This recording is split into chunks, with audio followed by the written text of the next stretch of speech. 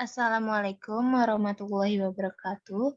Kami dari kelompok 2 yang beranggotakan saya sendiri Melia Riswalda, ada Wahyu Ardianto Ramadan, Satria Bima, Dwito Agung Rikiago, Fitri Ramadan, dan Mita Nuryana. Kami akan mempresentasikan contoh aplikasi sistem transaksi penjualan peralatan sekolah di toko Nirwana Agung berbasis desktop. Ini adalah tampilan loginnya.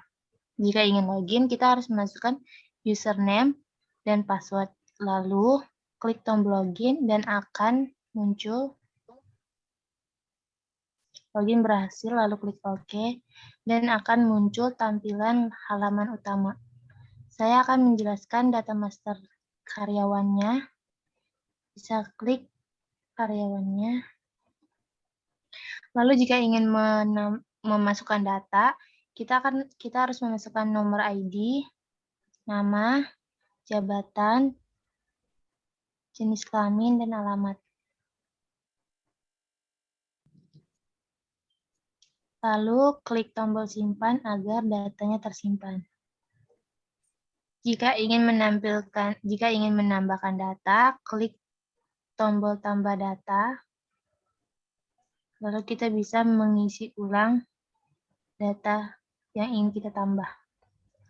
Jika ingin mengubah data yang sudah disimpan, klik data yang ingin diubah pada tabel, lalu akan muncul di sebelah kanan. Nah, kita di sini ubah jabatannya, lalu klik tombol ubah agar data yang diubah tersimpan. Lalu jika ingin menghapus data yang sudah tersimpan, kita klik data yang ingin dihapus pada tabel, lalu klik tombol hapus. Nah, jika ingin mencari data yang sudah disimpan, kita bisa masukkan nama pada kolom pencarian, lalu klik tombol cari. Nanti namanya akan muncul di tabel. Sekian dari penjelasan saya, selanjutnya akan dilanjutkan oleh Satria Bima. Saya akan menjelaskan data master member. Di sini ada nomor ID, nama, jenis kelamin, alamat, dan email. Jika kita ingin menyimpan data, maka klik simpan.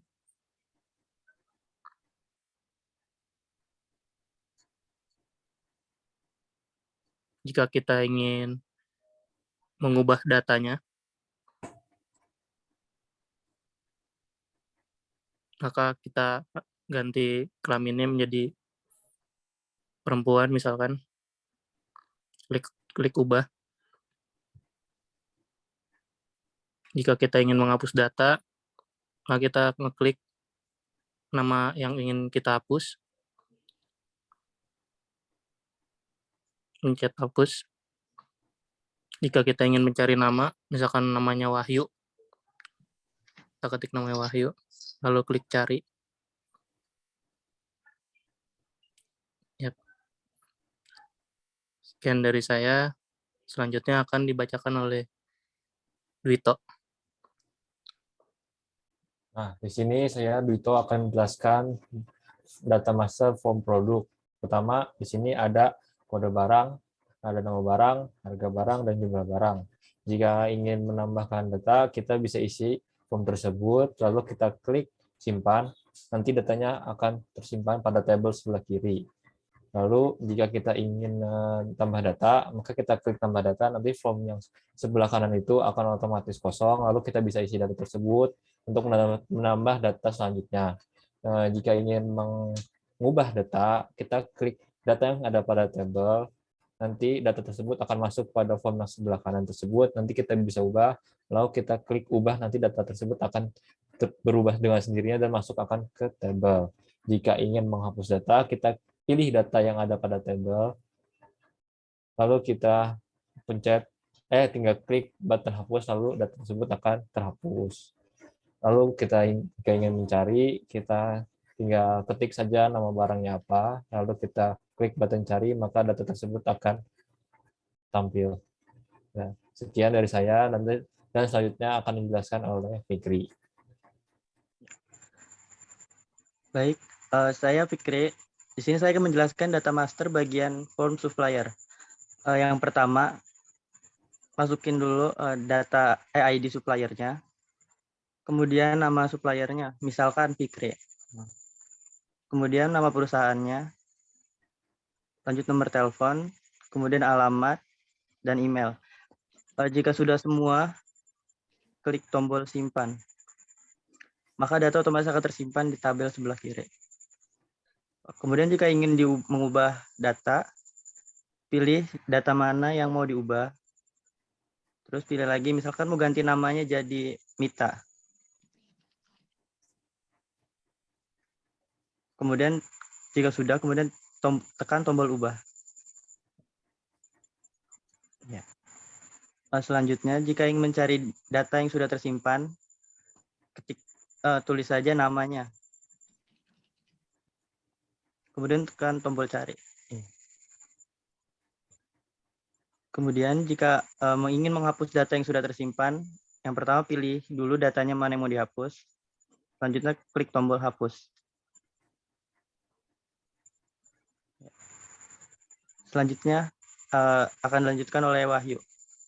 Ya. Di sini saya ingin menjelaskan form gudang. Nah, di sini form gudang ada ID gudang, kepala gudang, nama gudang, alamat gudang, dan email. Mari kita isi dulu, misalnya ID gudangnya GD003, namanya Wahyu, nama gudangnya misalnya Ginika 004, alamat pergudangan Bekasi, emailnya Wahyu. Nah, selanjutnya kita simpan untuk menambahkan nama ID yang baru pada data pada tabel. Nice. Selanjutnya, ketika kita ingin menambah data baru, kita bisa klik tambah data, nanti formnya akan kosong. Lalu kita bisa isi sendiri datanya. Selanjutnya, kita ingin mengubah data tersebut, misalnya nama Wahyu, kita ganti jadi namanya Ramadan. Kita bisa ubah, lalu klik ubah. Nah, ketika kita ingin menghapus datanya, kita bisa klik pada tabel nama yang ingin kita delete. Misalnya nama Ramadan kita ingin delete atau hapus, kita klik dan klik tombol button hapus. Dengan sendirinya akan terhapus. Selanjutnya ketika ingin kita mencari nama kepala gudangnya siapa nih? Misalnya Fikri, kita bisa search nama kepala gudangnya Fikri. Lalu klik tombol cari. Nah, di sini ada nih. Oke, selanjutnya kita kembali ke halaman utama dan selanjutnya kita penjelasan untuk transaksi penjualan. Bisa dilanjutkan oleh Mita.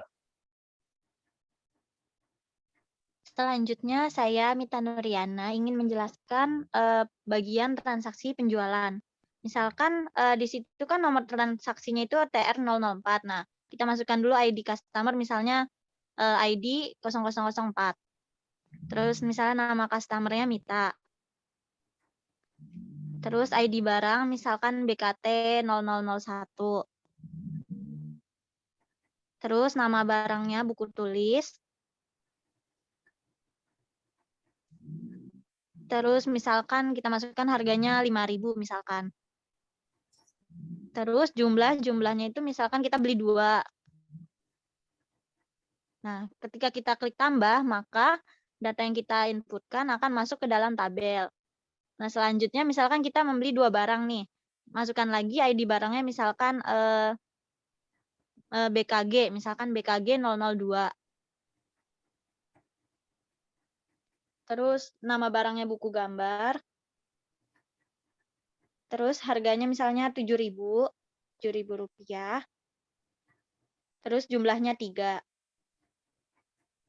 Kita klik lagi tombol tambah, maka yang telah diinputkan juga akan masuk ke dalam tabel.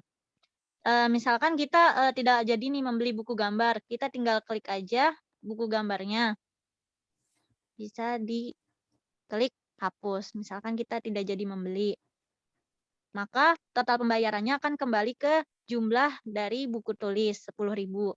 Nah, misalkan kita membayar dengan uang Rp20.000. Nah, maka kita klik enter, akan muncul kembalian Rp10.000. Nah, selanjutnya untuk data transaksinya kita bisa simpan dengan mengklik tombol simpan. Selanjutnya transaksi supplier sama aja, sama kayak transaksi penjualan, kurang lebihnya. Kita bisa kembali lagi ke halaman utama. Nah, di halaman utama ini kita bisa mencetak laporan. Dengan mengklik tadi di laporan, misalkan kita mencetak data karyawan nih, kita tinggal klik tombol cetak, maka akan muncul tampilan laporan dari data karyawan. Mengapa bisa muncul demikian? Karena form ini sudah kita sambungkan dengan iReport. Gitu, kurang lebihnya. Untuk laporan member juga sama, tinggal klik tombol cetak aja. Untuk produk juga sama, klik tombol cetak. Untuk supplier, untuk gudang, untuk transaksi penjualan, dan yang terakhir transaksi supplier. Nah. Selanjutnya mungkin bisa kembali ke halaman utama lagi. Nah, sekian dari kelompok kami. Bila ada kekurangan mohon maaf. Wassalamualaikum warahmatullahi wabarakatuh.